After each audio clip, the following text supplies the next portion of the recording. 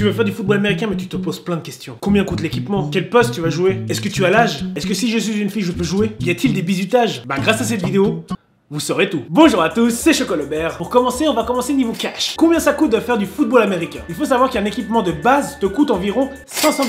Et après, il faut aussi compter des chaussures et des gants si tu en as envie. Après, si t'es une princesse comme moi, un équipement de football américain peut te coûter environ 2000 $, voire même un peu plus. Si tu n'as pas cette somme, ne t'inquiète pas. Il y a souvent des clubs qui louent le matériel ou qui prêtent, ou il y a aussi des joueurs qui revendent leur ancien matériel. Il y a une page sur Facebook, I Play American Football in France, qui te permet de racheter du matériel d'anciens joueurs. Si tu veux en savoir un peu plus sur l'équipement de football américain, je te mets le lien en fin de vidéo. Et il y a aussi une cotisation à payer chaque année. Si tu veux en savoir plus, va vers le club le plus proche de chez toi pour le demander. Mais tout ça en très gros, l'équipement et la cotisation te revient à moins de 1000 $ la première année. Après, ce qui est bien, c'est que si t'as pas vraiment les moyens pour t'acheter à chaque année le dernier modèle, tu peux garder ton équipement facile 5 ans. Donc c'est vraiment un investissement à long terme. Et si tu te dis le football américain c'est cher, dis-toi qu'il y a encore des sports encore plus chers. Comme par exemple le hockey sur glace qui est quand même mon premier sport que j'ai effectué pendant 14 ans. Et aussi le golf, les sports motorisés, le poney, bref tout ça quoi. Comment savoir pour quel poste tu es fait?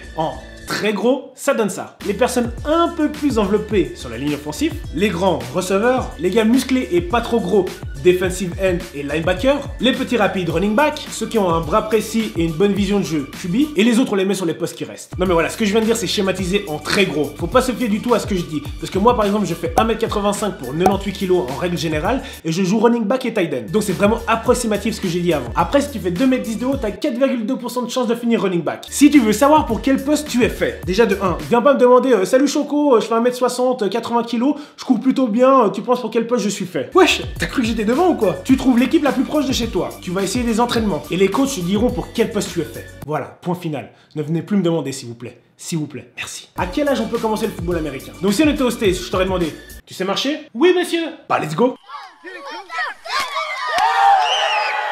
En Europe, il n'y a pas encore les catégories pour les tout petits. Mais je suis pas sûr que tu peux commencer le flag à partir de 9 ans. Le flag, c'est du football américain qui se joue sans contact avec des fagnons sur les côtés qu'il faut tirer. Mais ne t'inquiète pas, je ferai une vidéo spéciale là-dessus. J'en ai déjà fait, franchement, c'est stylé. Et il y a aussi pas d'âge pour commencer, tu peux avoir 8 ans comme 50 ans. Et après, le football américain avec contact, je crois que c'est à partir de l'âge de 15 ans. Après, je suis pas sûr dans tous les pays. Et il n'y a vraiment pas d'âge pour commencer. Tu peux avoir 15 ans, 20 ans, 30 ans, 40 ans.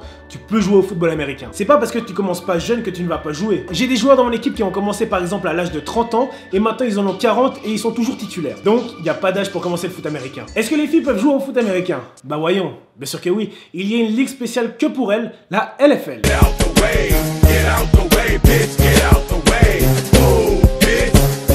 Je sens que je vais me faire démonter dans les commentaires par toutes les filles qui font du football américain si je modifie pas mon texte. Calmez-vous les femmes et calmez-vous les hommes. Il n'y a qu'aux États-Unis où il y a une ligue où les femmes sont à moitié dénudées. Où on préfère mettre les atouts physiques des femmes en avant que leurs atouts techniques. C'est quand même beau ce que je viens de dire, hein. Non, plus sérieusement, les filles aussi peuvent jouer au football américain comme les hommes, avec le même équipement. Il y a de plus en plus d'équipes féminines qui sont en train de se former et franchement, ça fait plaisir. J'ai déjà été fouiner quelques profils des filles qui font du football américain et franchement, elles sont plutôt jolies. Mais on va pas trop parler des filles aujourd'hui parce que tout simplement je suis en train de préparer une vidéo là-dessus, une vidéo spéciale filles. Non, parce que j'ai regardé mes statistiques YouTube, j'ai que 5% de femmes qui regardent mes vidéos.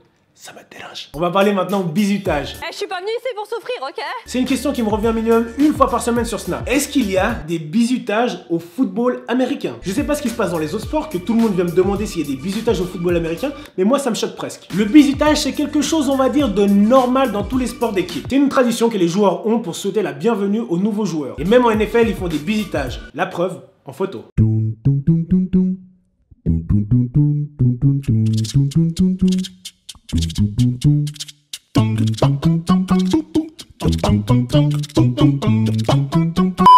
Je me souviendrai toujours quand j'étais en junior et qu'on m'a wenché pour la première fois. Mais vous inquiétez pas, j'ai wenché aussi pas mal de personnes. Bon, moi je suis pour les bizutages, j'ai toujours connu ça dans tous les sports que j'ai fait, mais du moment que ça reste fun, sans danger pour la personne et que ça ne rabaisse surtout pas la personne. Donc voilà, j'essaie vraiment de résumer au mieux toutes les questions fréquentes que vous me posez sur Insta, YouTube, Snapchat et Facebook. Et comme d'hab, ça qui fait la vidéo, n'oubliez pas de lâcher un gros développé du pouce bleu en bas. Et si vous voulez partager la vidéo avec tes potes bien, monsieur, tu cliques en bas. On se revoit bientôt.